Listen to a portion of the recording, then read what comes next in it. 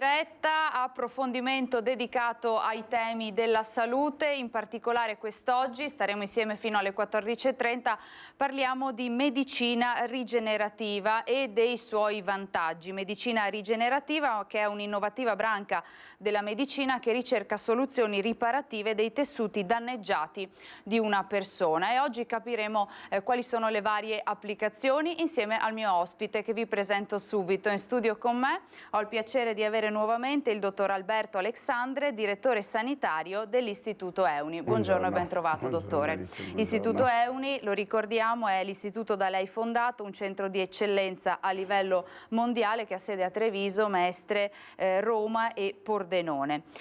Dottore, iniziamo a parlare di medicina rigenerativa. È una branca innovativa, abbiamo detto, di recente introduzione, potremmo dire. Recente, di quest'ultimo decennio, questa acquisizione, diciamo, di una visione più globale, olistica, si dice appunto, della persona, dove appunto varie specialità confluiscono nel concepire le cause e i modi di trattare quelli che sono appunto le fonti delle malattie, quelle che sono purtroppo le fonti anche del nostro naturale quotidiano invecchiamento.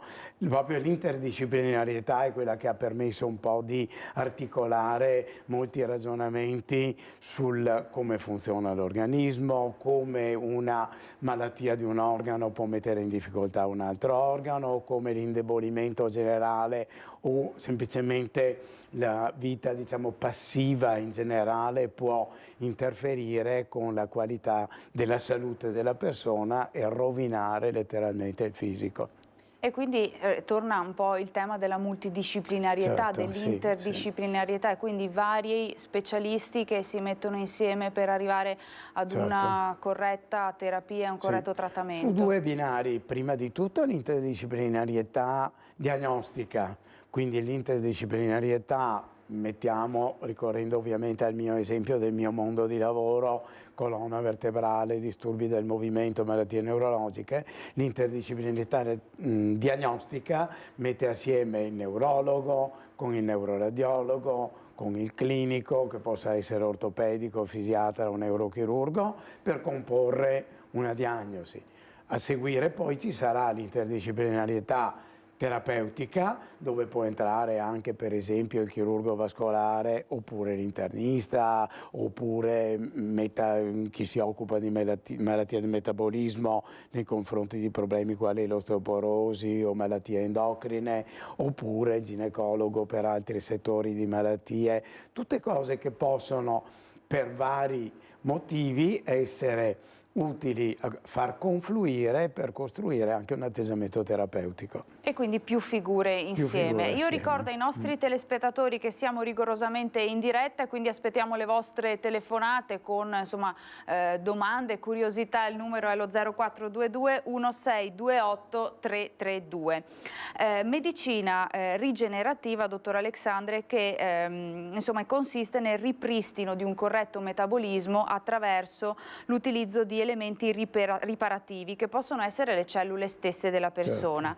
Ripristino perché quindi parliamo di invecchiamento in qualche modo delle strutture del nostro corpo che vanno incontro a un deterioramento. Purtroppo sì. Allora, per fattori esogeni o per fattori endogeni, alcuni organi, alcuni sistemi del nostro organismo vanno in difficoltà. Allora, come fattori esogeni possiamo mettere in conto tutte quelle forme di azioni lesive sul nostro organismo che vanno dal banale, purtroppo notissimo, inquinamento atmosferico al fattore di ambienti di lavoro critici. L'esempio più classico in medicina è quello della silicosi, che era una malattia che interessava i polmoni di persone in miniere, in lavori sulla pietra, sulla terra, dove ricevevano purtroppo per inalazione sostanze come il silicio che per i polmoni diventavano dannose, certo. E quindi da lì si instaurava un danno cronico purtroppo, cioè piccolissime quantità che entravano ripetutamente andavano ad irritare e poi lesionare un parenchima. Quindi fattori esterni, ma fattori esterni possono essere anche il fumo, l'alcol, possono essere gli sbalzi di temperatura per certi tipi di lavori, possono essere anche fattori proprio del cambio climatico ambientale, per cui un fisico si trova esposto a sbalzi di temperature, una serie di questioni. Anche lo stress viene considerato come un fattore esogeno. In più ci sono i fattori endogeni, che invece sono il fatto che per esempio un sistema cardiocircolatorio cominci ad usurarsi, a lavorare male, a rovinarsi, quindi avere un metabolismo negativo, oppure nel caso delle patologie muscoloscheletriche il fatto che dei muscoli comincino invecchiando o per disuso, anche per cattive abitudini posturali della persona, comincino a lavorare meno, essere meno utilizzati, un po' atrofizzarsi. E tutte queste sono tutte cose che pianino pianino generano un degrado funzionale che alla lunga si manifesta o in una malattia o in una disfunzione o purtroppo nel classico invecchiamento. Ecco, quando parliamo di invecchiamento e di strutture del nostro corpo che si deteriorano, spesso pensiamo ai muscoli, alle ossa. Sono Certo. queste, insomma, le parti del corpo che più vanno incontro a questo deterioramento? Per meccanica, diciamo per banale meccanica di come siamo costruiti, chiaramente deve immaginarsi proprio il nostro fisico come un castello di strutture dove c'è questa centrale di comando che è il sistema nervoso, che manterrà attraverso i nervi, manterrà il tono, il lavoro dei muscoli, e i muscoli con i loro tendini, diciamo una specie di macchina di tiranti, di motori che governano la posizione e i movimenti delle ossa. Quindi se comincia a disfunzionare la parte muscolare, diciamo questi singoli motori per il movimento, comincerà a esserci meno governo della qualità del movimento, quindi le articolazioni che cominceranno a rovinarsi, il carico posturale per conseguenza che squilibrerà il lavoro delle ossa dello scheletro, per dire le vertebre, oppure delle ossa lunghe degli arti, e quindi le articolazioni ingranandosi male cominceranno a rovinarsi, cominceranno magari degli attriti tra le ossa, per cui si svilupperà quella che chiamiamo artrosi, cioè callosità di osso, quando due ossa confliggono invece che muoversi liberamente. E questo nella colonna vertebrale è per causa dei dischi intervertebrali che si rovinano e quindi ammortizzatori che fanno muovere male le strutture ossee, che quindi appunto si scontrano e fanno dei calli, oppure per una spalla, per un ginocchio, altrettanto ingranaggi di movimento che lavorano male e di conseguenza ossa che si deformano, quindi il muoversi male che aumenta, quindi vede, sono tutti meccanismi che si sommano e che si automantengono. Questo rende difficile la cura. Però qual è la base del problema? Cioè qual è il meccanismo che fa sì che si inneschi questo giorno dopo giorno, lei ha detto deterioramento? Sì. Su un piano biochimico il meccanismo è un processo ossidativo. Cioè tutta la cultura degli ultimi 20 anni, possiamo dire, ha studiato molto i processi di ossidazione, cioè il fatto che il metabolismo, il vivere di una cellula, quindi consumare energia, consumare proteine, consumare grassi, produce sostanze ossidate, cioè appunto molecole dove si deposita l'ossigeno ed è un normale fatto del lavoro di qualunque cellula. Questa ossidazione però è a sua volta fonte di rovinare il tessuto che gli sta intorno. Quindi nel nostro fisico in via naturale ci sono gli enzimi antiossidanti, cioè ci sono dei meccanismi che cercano di tamponare l'eccesso di ossidazione, e quindi la salute è definita appunto come l'adeguato equilibrio tra processi ossidativi e processi antiossidanti. Poi lo approfondiamo. Sì. Abbiamo una prima telefonata in studio. Pronto, buongiorno, chi c'è in linea con noi? Sono la signora Danila, non dica altro il cognome perché non posso. Dunque, Buongiorno signora, prego. che vi seguo sempre, questa è una cosa molto interessante. Io sono stata operata 2 volte in cardiologia a Vicenza al cuore. Mi hanno sostituito tutto, però non fia un pin, quello è il meno. Il discorso è questo: sono stata là e mi hanno chiesto, perché ho un enfisema polmonare, e mi hanno chiesto quante sigarette ho fumato. Io le dico una cosa: dunque, io una volta da ragazza facevo la tipografa, c'era il calamaio e dopo c'era il diluente per pulire il tutto. Sono passata al settore immobile, vernice, verniciatura e tutto quello. E una volta tengo a rendere noto che una volta non c'era tutta la tecnologia che c'è adesso di aspirazione. Una volta si prendeva la nostra parte e si portava a casa. Dunque sono stata in cardiologia, purtroppo, per fortuna sono qua che parlo con voi, e mi hanno chiesto quante sigarette ho fumato. Ed io mi sono fumata la mia sigaretta, perché non dico di no, ma no, che mi vengano a dire che una sigaretta distrugge i polmoni, no, e tutte le verniciature e tutto il legno, che il legno ha le sue parti nocive, specialmente i rover. Verissimo.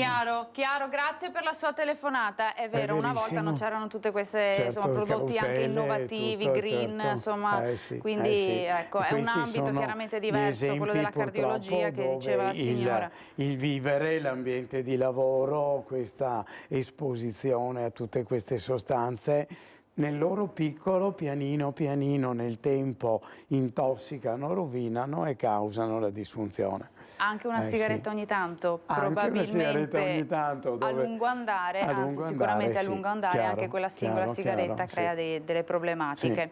Tornando insomma a quello che stavamo dicendo prima, dottore, si parla sempre molto di radicali liberi e quindi insomma dannosi per il nostro organismo. Ci aiuta a fare un po' chiarezza? Questi radicali liberi sono appunto le sostanze ossidate che si sono appunto prodotte dal normale metabolismo in quantitativo normale e vengono, diciamo noi, tamponate, cioè vengono bloccate dagli antiossidanti, dagli enzimi antiossidanti. In situazioni di stress o nella classica situazione del fumo, nella situazione dell'alcol, c'è un eccesso di produzione di radicali liberi nel nostro corpo, così come in una persona che respira male ha un metabolismo dove è più il metabolismo anaerobio, cioè un metabolismo scarsamente fornito di ossigeno, di azoto dall'ambiente, e quindi un metabolismo che va a lavorare male e libera appunto una serie di sostanze appunto ossidate, cioè con un atomo di ossigeno con la sua carica elettrica che ha un effetto negativo sulle proteine e sui grassi che nell'ambiente del corpo umano sono compresenti, e quindi processi di ossidazione che, se non vengono arginati, continuano, si moltiplicano, si incrementano e danneggiano i tessuti. Questo è dimostrato essere fonte di malattia o, se no, purtroppo fonte di invecchiamento precoce, appunto. Ecco, alterazione insomma di equilibrio, potremmo definirla anche così, perché poi va a prevalere lo stress ossidativo. Che cosa insomma fa sì che questo accada, che lo stress ossidativo prevalga? O perché è eccessivo, come può essere appunto l'ambiente che stiamo dicendo, o una vita sedentaria senza quindi uno sport, un movimento attivo che invece fa lavorare il metabolismo positivamente, quindi è molto utile e fondamentale, oppure la presenza di sostanze nocive, come un altro esempio può essere lo sviluppo dell'aterosclerosi, quando l'alimentazione non è un'alimentazione utile e positiva, ma è un'alimentazione, mettiamo, troppo ricca di grassi saturi, un'alimentazione non sana, questa provocherà nell'organismo, depositi di colesterolo, di grassi sulle pareti delle arterie, quindi un cattivo metabolismo della parete dell'arteria, che deve essere quella che veicola le sostanze buone che stanno nel circolo sanguigno attraverso questa parete negli organi, quindi a nutrire, a far funzionare. Quindi anche quella è una malattia, appunto l'aterosclerosi. Sono tutte queste forme dove il cattivo equilibrio tra agente nocivo e meccanismi di difesa coesistono a lungo tempo in maniera subdola e formano quella che chiamiamo appunto l'infiammazione cronica, che è riconosciuta come la causa appunto di tante malattie croniche. Queste banali, diciamo, che ho citato sono purtroppo le più frequenti, tipo appunto l'aterosclerosi, i problemi cardiopolmonari, i problemi del polmone, anche l'invecchiamento del cervello, purtroppo in un ambiente di vita non sufficientemente sano o per mancanza di attività stimolanti. E quindi demenza, Parkinson, Decadimento mentale che può cognitivo. finire, sì, chiaramente Parkinson e cose hanno meccanismi fisiopatologici specifici, ma decadimento mentale, demenza cosiddetta senile, cosiddetta perché appunto la si ricollegava solo all'età, fatta invece di situazioni in cui la perfusione ematica, il nutrimento del tessuto cerebrale non è buono, non è sano, sono forme appunto contro le quali al giorno d'oggi si studia per poterle arginare con questa che nell'insieme viene chiamata medicina rigenerativa, dove appunto si usano tante strade che confluiscono per ottenere di far funzionare meglio i tessuti, combattendo, chiaramente non si potrà ripristinare una situazione integrum iniziale, ma si potrà arginare il fatto che questi organi, ciascuno per il suo, funzionino male. E poi vedremo insomma tramite quali meccanismi nello specifico. Tornando sempre alle malattie, insomma alle patologie in cui può sfociare lo stress ossidativo, ci sono anche le infiammazioni o altre forme di malattie che non abbiamo citato, dottore? Certo, l'infiammazione cronica è un po' la base. Il decennio passato è stato classificato come il decennio della lotta all'infiammazione cronica. È stato assegnato appunto all'inizio degli anni 90 il premio Nobel a due ricercatori, un canadese e un americano, perché avevano studiato questa molecola che è l'ossido nitrico. L'ossido nitrico è appunto una di queste sostanze che ha un'importanza enorme nel metabolismo del corpo umano, che ha delle implicazioni fondamentali nelle malattie cardiovascolari e che è uno dei prodotti di ossidazione, appunto, ossido nitrico, appunto l'azoto viene unito ad una molecola di ossigeno e si forma questa molecola NO, che è ossido nitrico, che è appunto un elemento che in dosaggi normali nell'organismo, quando il metabolismo è equilibrato, ha delle funzioni di vasodilatazione, di funzionalità molto buona. In situazioni invece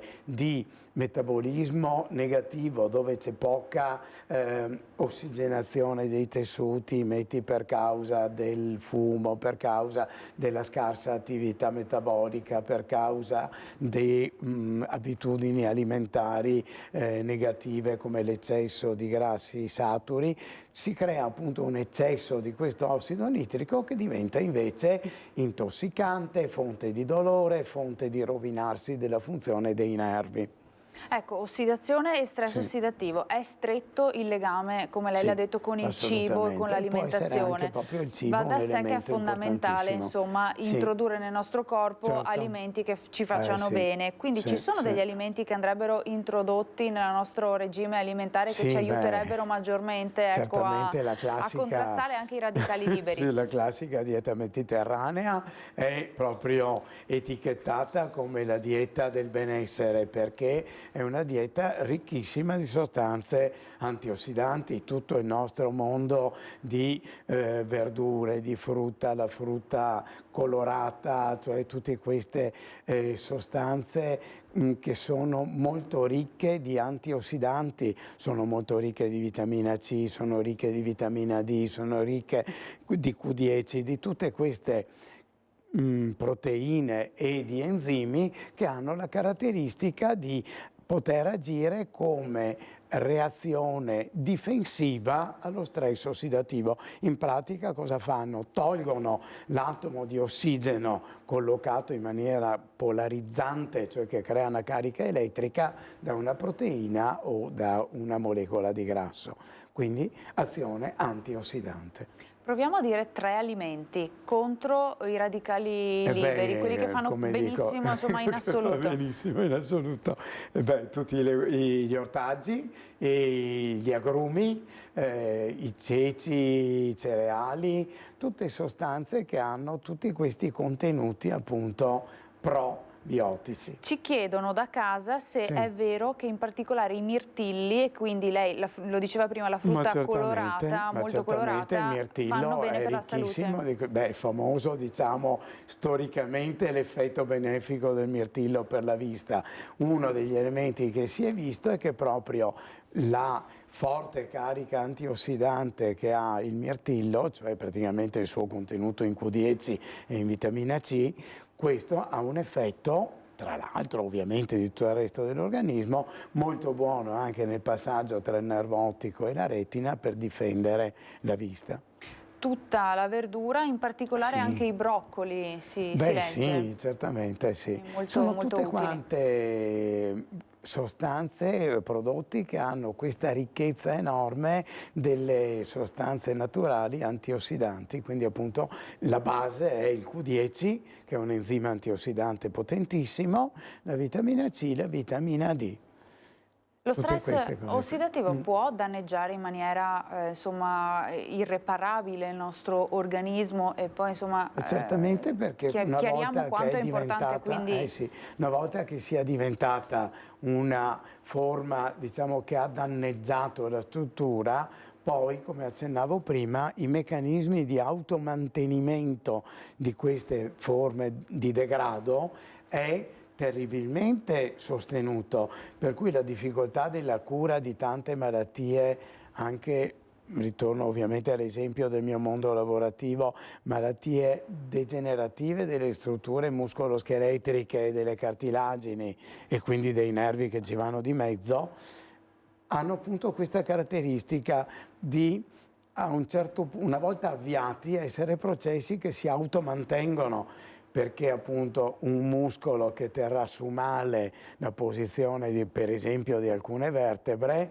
permetterà che l'attrito meccanico sia eccessivo. Contemporaneamente la stessa motivazione di degrado che ha rovinato la funzione del muscolo permette che anche il disco intervertebrale sia malnutrito, quindi attrito meccanico da una parte permesso dal disco che non funziona più come ammortizzatore, attrito meccanico dall'altra perché il muscolo in quanto motore lavora male, permette che le ossa vadano in attrito. Le ossa che vanno in attrito formano delle callosità che sono deposito di osso, quindi quella che chiamiamo artrosi, che ridurrà a maggior ragione lo spazio per i nervi che passano nella zona, quindi già la riduzione del disco prima metteva in difficoltà i nervi, questo ulteriormente mette in difficoltà i nervi che funzionano male comandano male i muscoli che già lavoravano male, quindi si crea tutta una sequenza di circoli viziosi, interrompere i quali è francamente difficile e si è visto che un po' meglio si può fare proprio mettendo in campo più strumenti di correzione contemporaneamente, quindi la cura della patologia discale, assieme alla cura di migliorare come circola il sangue nei nervi, la cura di migliorare come sono nutriti anche i muscoli, l'esercizio fisico con cui i muscoli recupereranno il funzionamento, somministrare altre sostanze che fortificano i tendini, i legamenti in modo da potenziare, quindi è diciamo, sparare ad ampio raggio sui tanti motivi che causano il degrado, che è utile. Non è più come si riteneva una volta di dire ho un motivo che, mettiamo sempre nel mio mondo, sia un'ernia del disco, tolgo quella e ho risolto il problema. No, tolgo quella se mi dà occasionalmente un problema funzionale grave,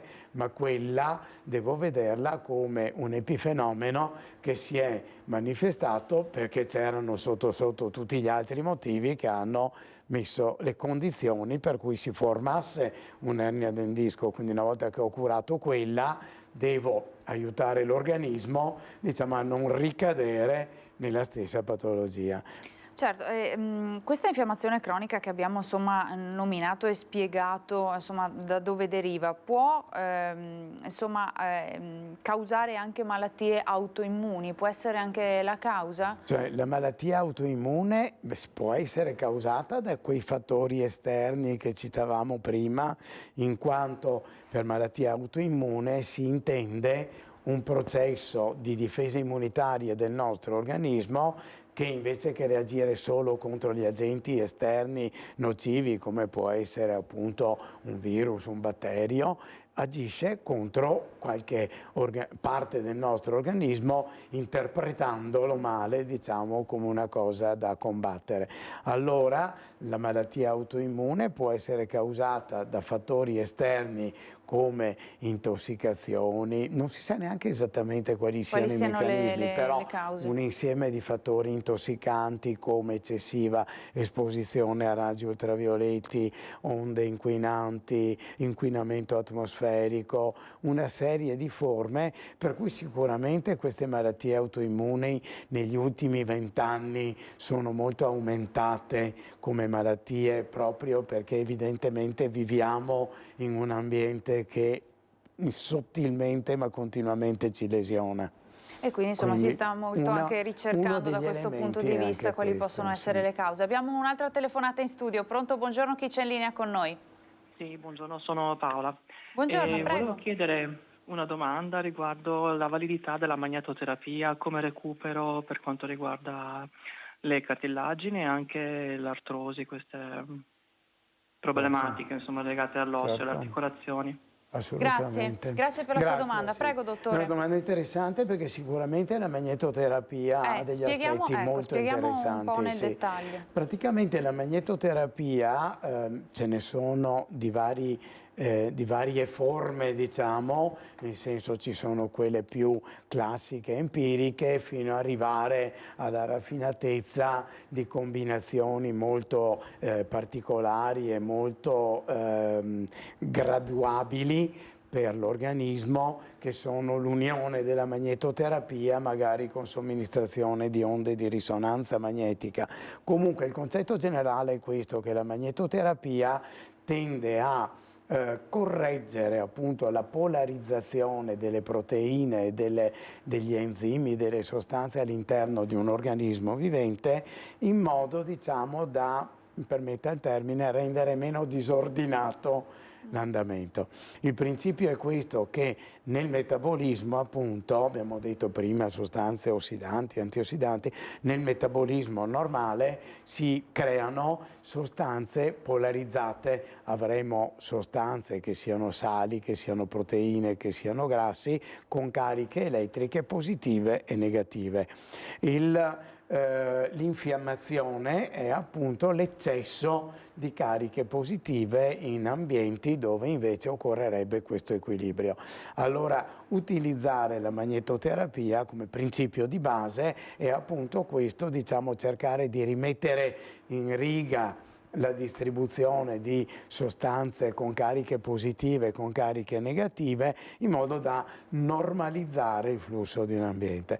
Questo si è visto che inizialmente si pensava fosse utile a campi magnetici elevati, poi invece si è visto che è particolarmente intensamente utile a campi magnetici bassi, se non addirittura esageratamente bassi, bassissimi, dove appunto si passa alla risonanza magnetica che dosa quantitativi di campi magnetici estremamente bassi per ottenere la correzione che permette di correggere, per esempio, nel flusso di sangue la polarizzazione delle proteine, la polarizzazione delle sostanze ionizzate. E può essere utile, come diceva la nostra telespettatrice, anche per una problematica alle cartilagini? È utile anche sia per le ossa che per le cartilagini. Ci sono un'infinità di applicazioni in base a come viene appunto dosata. Per le cartilagini, per le ossa, per le cartilagini diciamo serve a ridurre la parte infiammatoria.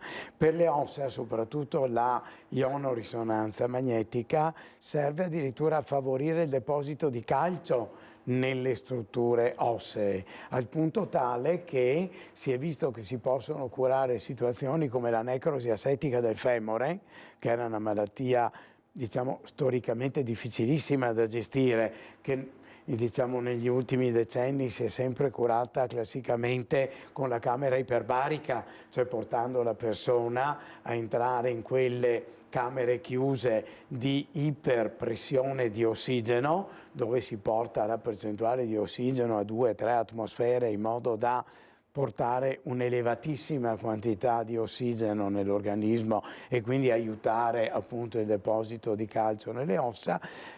La risonanza, appunto, cioè il campo magnetico a bassissima intensità, può fare lo stesso servizio, anzi in maniera addirittura più efficace, perché sveltisce moltissimo il deposito del calcio nelle ossa. Per esempio noi lo utilizziamo anche nelle fratture vertebrali. E quindi per problematiche da traumi. Per persone o da traumi o da osteoporosi, persone anziane che vanno incontro ad una frattura vertebrale con tutte le conseguenze dolorose prima di tutto e invalidanti poi. Ci sono situazioni dove il problema è talmente avanzato che non possiamo nemmeno fargli un intervento di vertebroplastica, che sarebbe il classico intervento riparativo. Questi possono giovarsi moltissimo di una risonanza magnetica a bassissima intensità, dove sveltiamo molto il deposito di calcio nell'osso e contemporaneamente, con lo stesso principio di trattamento a campo magnetico, riduciamo il dolore, che anche questa è un'applicazione interessantissima. Certo. Allora noi ci fermiamo per una brevissima pausa di pubblicità, pochissimi minuti davvero, e poi torniamo a parlare ancora di medicina rigenerativa e di suoi benefici e vantaggi. A tra poco.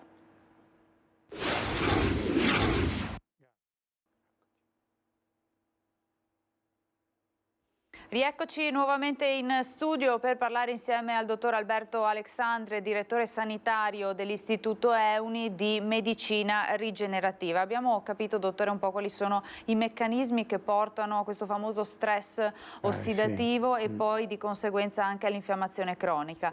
Abbiamo parlato di invecchiamento, lo possiamo considerare quindi una malattia a tutti gli effetti? È praticamente una malattia, già i romani lo dicevano, no? Senectus ipsa morbus, cioè è talmente, loro lo dicevano nel senso che è talmente invalidante, o almeno ai loro tempi era talmente invalidante che la si poteva classificare come una malattia. Al giorno d'oggi possiamo considerare gli aspetti di degrado della salute che portano ad un invecchiamento oppure ad un invecchiamento precoce.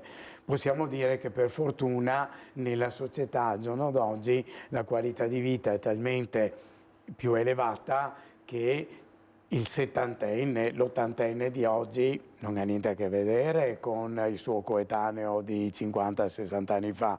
Per fortuna per tutti la qualità di vita è migliorata, sia per la prevenzione delle malattie che uno può aver attraversato negli anni, sia proprio per, abbiamo detto, il regime alimentare, il movimento, lo stile del vivere, eccetera. Però di per sé certamente per molti aspetti la vecchiaia, l'invecchiamento è una malattia, cioè sono organi che si degradano in una forma dove ci sarebbe invece spazio per proteggerli. In questo senso ne intendo malattia, nel senso che sono forme di perdita di funzione, di degrado di funzione e quindi di perdita di qualità della struttura che si potrebbero prevenire meglio, si potrebbero ridimensionare. Io ricordo che in una delle precedenti puntate che abbiamo fatto insieme, dottore, lei ci fece una metafora molto eloquente, cioè ha paragonato la muscolatura ad una barca, la muscolatura dell'organismo, la struttura fisica della persona ad una barca. Ce la può rispiegare? Se lei si immagina un bel giovanotto muscoloso in piena attività fisica, quella la possiamo paragonare ad una barca in situazione di acqua alta, ormeggiata con le sue gomene belle in tiro, con tutti i sistemi di equilibrio ben in tono, perché c'è la pressione idrostatica dell'acqua che spinge, ci sono le gomene in tensione, il sistema è in un equilibrio dinamico dove tutto funziona al meglio e quindi è un sistema efficiente, funzionante e stabile.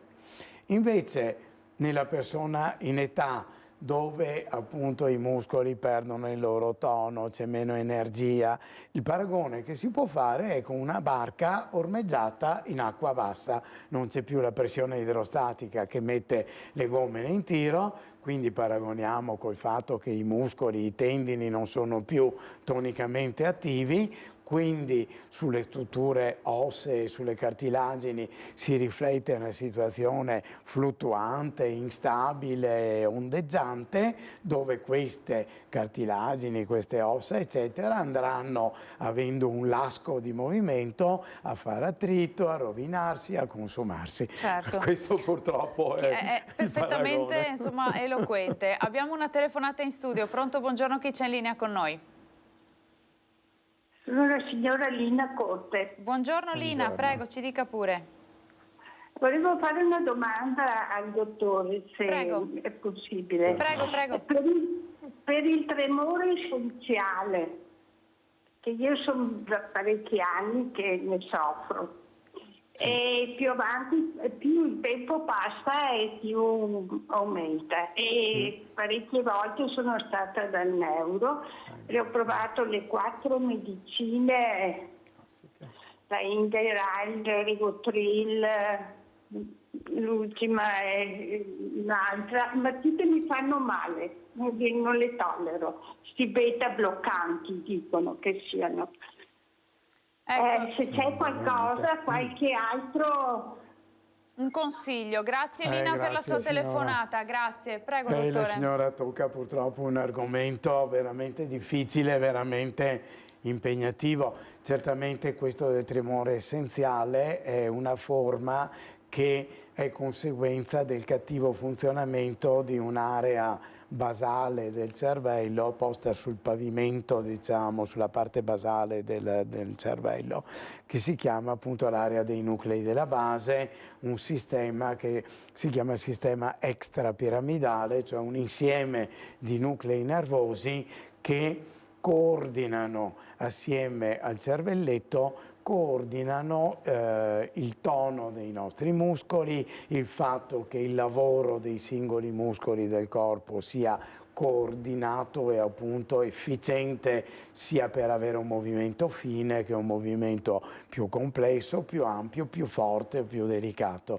Chiaramente non conosciamo la situazione della signora, ma che consiglio possiamo dare? Lei dice che con i farmaci che utilizza non si trova bene. Purtroppo i farmaci sono questi, le ricerche sono amplissime in tutto il mondo, è un tema ancora molto molto difficile. È appunto il degrado funzionale che comporta questa disorganizzazione del movimento, cioè gli impulsi che vanno da una cellula nervosa all'altra per costruire questa complessa architettura di governo del funzionamento sono dati da enzimi, proteine che vengono liberati da una cellula all'altra e quindi per certe forme si è capito quali sono i mediatori. Il GABA è una sostanza, un acido che serve moltissimo in questi sistemi. Per certi versi, per certe funzioni, tante cose si conoscono meglio di 20-30 anni fa. Per aspetti così complessi come questo la ricerca ha ancora tantissimo di lavoro. Da approfondire. Chiaramente nutrire assieme a dare questi farmaci, nutrire il sistema con ovviamente c'è la carnitina, c'è il gruppo vitaminico B, ci sono sostanze che aiutano perché tante volte questi aspetti sono la conseguenza di una cattiva perfusione ematica al cervello, quindi sostenere il microcircolo arterioso e venoso aiuta anche quello, ma sono tutti accessori per il momento rispetto a quelle che la signora ha citato, che sono le sostanze che esistono. Certo. Lei ci ha portato delle slide per fare un po' di chiarezza su come insomma poi si interviene. Certo. Cominciamo con la prima, che ci fa un breve ripasso insomma sulle cellule staminali che vengono utilizzate. Per citare una delle modalità con cui la medicina rigenerativa nel suo mondo agisce. Una delle applicazioni importanti è questa. Naturalmente tralascerò di parlare delle cellule staminali dell'embrione o dell'amnios o del cordone ombelicale, che non rientrano in questo ambito, che fanno parte appunto della banca dei tessuti, di altri utilizzi, certo, ma cose non sono che quelle non ci che riguardano, vengono utilizzate che in questo caso non ci riguardano. Parleremo delle cellule staminali adulte. Le cellule staminali adulte sono le cellule staminali che stanno normalmente nel sangue circolante di tutti noi. Praticamente cosa vuol dire? Che la fonte di produzione di questo, che appunto è il midollo delle ossa lunghe, che è appunto quello che normalmente produce tutti gli elementi del sangue, questo appunto midollo osseo, è la fonte di cellule anche meno mature, diciamo, cioè cellule meno differenziate per essere di un organo o dell'altro, e che sono quindi, per esempio nel caso più in uso, le cellule mesenchimali, cioè cellule che circolano nel sangue normalmente e che possono differenziarsi. Ed ecco come allora queste possono venire utilizzate. Praticamente si utilizza quello che è il normale processo riparativo. Qui è riassunto, e lo cito solo brevemente, quello che è il normale meccanismo di riparazione di qualunque ferita quando ci facessimo male. Se uno si ferisce, le piastrine vengono attivate, si forma un coagulo, il coagulo attiva con i growth factor famosi che stanno dentro le piastrine, merito di Levi Montalcini averle capiti e studiati. Queste vanno sulle cellule in loco e le fanno differenziare nel processo riparativo. Per altra via vengono richiamate dal sangue altre cellule, altri meccanismi, addirittura arrivano proteine di nuovo al midollo osseo, dove viene stimolata l'entrata in circolo di altre cellule che attraverso il sangue arrivano sul punto e concludono quello che è il normale processo di riparazione di una ferita. Quello che si fa al giorno d'oggi con il gel leucopiastrinico è appunto utilizzare questo meccanismo che abbiamo rapidamente citato, concentrandolo nel punto della lesione. Quindi il metodo è questo, il metodo è prelevare del sangue da una persona. Per ottenere il gel leucopiastrinico il principio è di prelevare una quantità di sangue che va in un circuito chiuso dove viene diviso nei suoi componenti in modo che i globuli rossi vengono subito restituiti alla persona perché non ci servono, e invece tratteniamo i globuli bianchi e le piastrine, e queste verranno poi a loro volta con dei meccanismi di centrifugazione concentrati in modo da ottenere in piccolissime quantità 10 volte, 20 volte il concentrato che c'è normalmente, e quello potrà essere iniettato nel punto debole, iniettato nel punto da curare. Ecco, e si fa direttamente e questa così. appunto iniezione può essere fatta nella colonna vertebrale, può essere fatta in un'articolazione, in un ginocchio, in una spalla, eccetera. Cioè il concetto è di utilizzare gli elementi vivi, preziosi, dinamici del nostro sangue per concentrarli nei punti di utilizzo. Che vantaggi ha? I vantaggi sono di stimolare la riparazione di un tessuto lesionato. Chiaramente non c'è la pretesa di ricomporre al 100% il tessuto come era, però invece che accontentarsi, diciamo, come si faceva nel passato, di stimolare la formazione di una cicatrice, per esempio di una lesione di un disco, si fa adesso appunto una sorta di processo di rigenerazione per cui assieme al tessuto cicatriziale potrà svilupparsi anche un tessuto analogo a quello che c'era in origine quindi rifornire un po' di tessuto sano nell'ambiente dove non ce n'è più. Lei ci ha portato anche un esempio, no? Sì, sì, un caso questo era un punto di partenza della situazione, dove si vede su una vertebra, appunto tra due vertebre che hanno quell'alone bianco che è l'infiammazione, la presenza di un disco completamente consumato e rovinato, e quindi nell'immagine seguente potrà vedere che appunto la storia di trattamento di questa persona, che è stata curata attraverso un anno e qualche mese. Siamo partiti dall'immagine di sinistra per vedere progressivamente andare migliorando la situazione. È scomparso il processo infiammatorio, non ci sono più quegli aloni bianchi e il tessuto discale si è rimpolpato di quel che si è potuto, per permettere, questo era per esempio un giovanottone, un collega anche, che ha potuto ritornare a fare, era di Milano, è tornato a fare windsurf sul lago con grande soddisfazione sua e mia. Ecco, allora voglio dire, abbiamo la possibilità di aiutare l'organismo a funzionare meglio, riparando le lesioni in maniera più naturale possibile. E questo è quello che si può fare quindi per la colonna vertebrale? Questo è il caso della colonna vertebrale, altrettanto si può fare per un ginocchio, per una spalla, per le articolazioni, per i tendini. Una lesione di un tendine d'Achille, per esempio, per il collega ortopedico è un problema, tra virgolette, antipatico. La correzione chirurgica è sempre una correzione difficile, può dare una soddisfazione parziale. La correzione della lesione di un tendine d'Achille con il gel leucopiastrinico, col PRP, le cellule staminali, dà una soddisfazione incredibile, perché si ricompone un tendine sano, e quindi sono cose veramente splendide.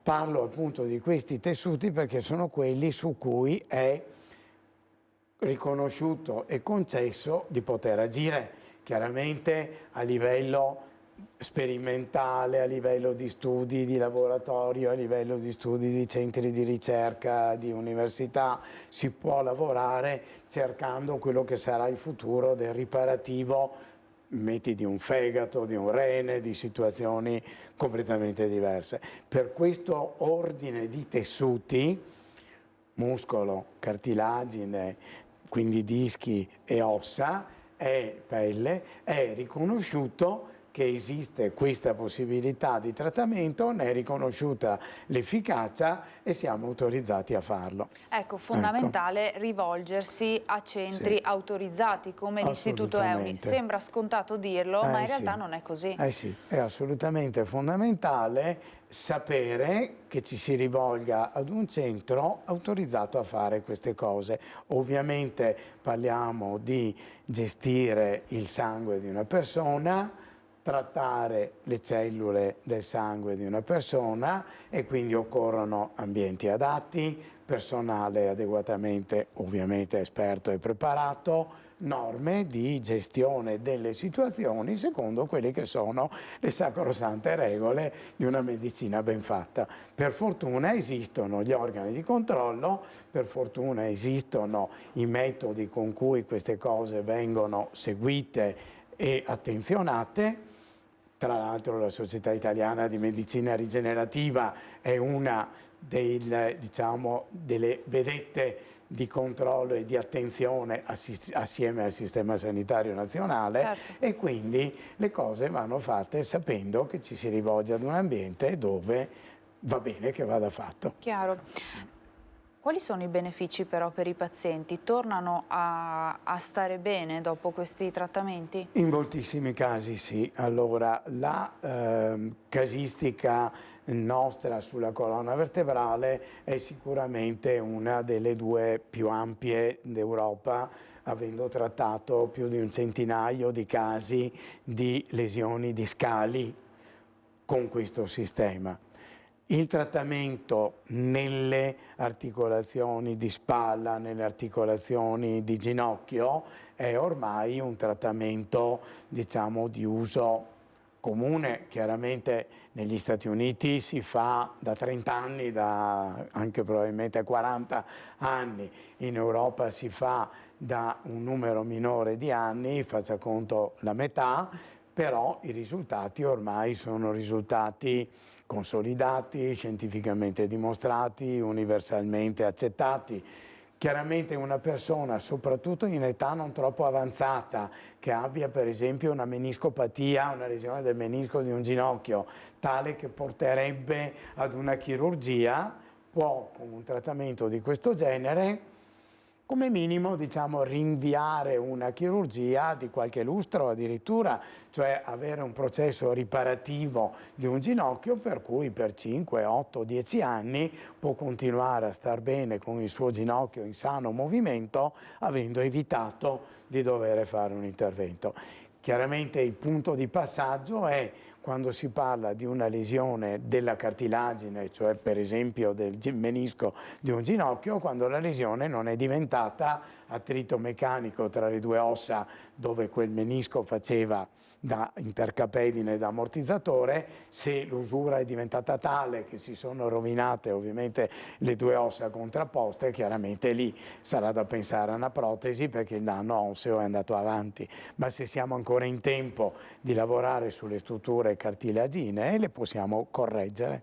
Ultimissima cosa, abbiamo capito insomma quanto sia importante e possa essere utile la medicina rigenerativa. Lei è referente per il Veneto della Società Italiana di Medicina Rigenerativa. Il 17 maggio a Treviso ci sarà anche proprio un convegno, un congresso molto importante. Certo, il congresso del Nord-Est per la medicina rigenerativa. Abbiamo da una parte la fortuna di aver avuto l'incarico di organizzare questo convegno per il Nord-Est, dall'altra parte abbiamo anche la fortuna di poterci collocare in Palazzo dei 300 e sarà un evento dove avremo ospiti da tutta Italia, relatori sui vari temi e potremo condividere tantissime esperienze.